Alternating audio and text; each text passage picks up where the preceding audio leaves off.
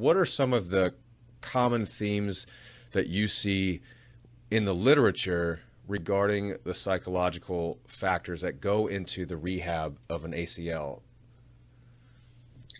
Yeah, I think first off, you sort of just said it yourself in the sense that what research does show is we are pretty good at taking care of the physical side at this point. The physical measures, we're very cognizant in general. Coaches, PTs, even some of the surgeons themselves are really cognizant of quad to hamstring ratio, of jump and land, of single leg control, of, implementing a strength program, sprint program, and then, soft return to sport, those kinds of things.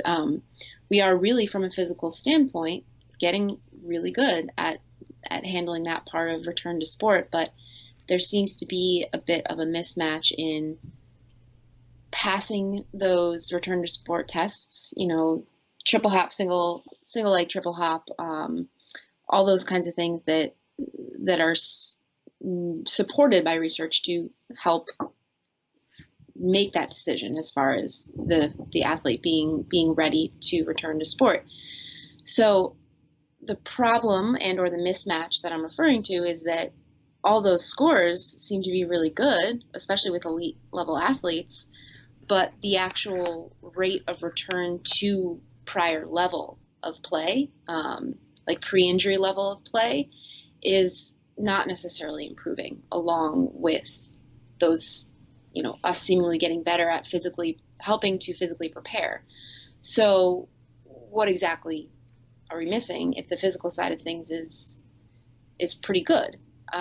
So that sort of was the initial made me go, type thing. And I talked to, I'll give a little shout out to Nicole Sertica, and also she turned me on to Claire Ardern, who's done a lot of the research specifically into the psychological impacts, or even just considerations in general, because I think she was probably one of the bigger names or people who started to actually ask, okay, well, what are we missing? Because it's not physical. So, and it wasn't specifically to females either, just in general. So, I know that was a little bit of a long preface, but then as far as once I started to dive in, I'm doing a little bit of a series right now with Josh Walters, the Human Movement Rehab. But what's been consistent is self-efficacy. And I know that it's not one thing, but across everything I've read so far, meta-analyses, all those things, it seems to come back to setting the athlete up for success in things and promoting things such as confidence, autonomy, and self-efficacy, having them actually believe in their capability and skill with which they do have. It's just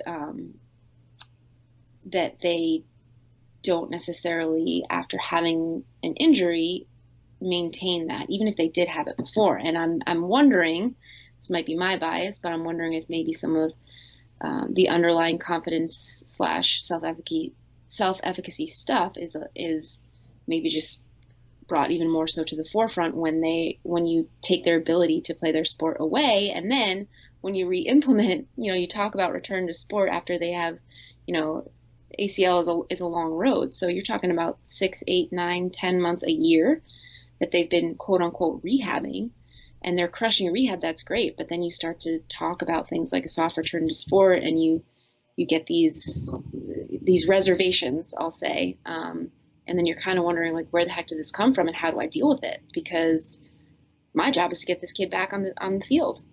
So I think that's what we're running into. But I think that across, they call it different things in the different studies, but to me, what it full circle kept coming back around to was any which way that you can promote self-efficacy is a really damn good place to start.